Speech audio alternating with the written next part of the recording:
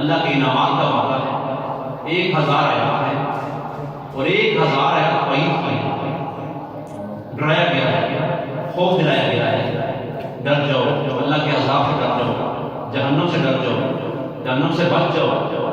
1000 آیات وعید کی ہے اور 1000 آیات قصص اور اخبار ہے، سابقہ قوموں کے، سابقہ انبیاء کے قصے قرآن کے اندر، وہ بھی اس لیے ہے کہ ہم ان قوموں کے واقعات کو پڑھ کر، سن کر عبرت حاصل کریں کہ پہلی قوموں کا حال کیا ہوا ہے۔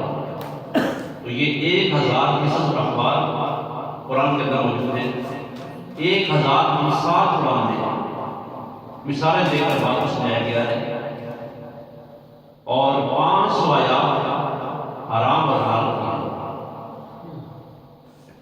دعا کے آیات 100، اور جو وہ آیات جن کا حکم منسوخ ہو گیا ہے وہ 12 آیات۔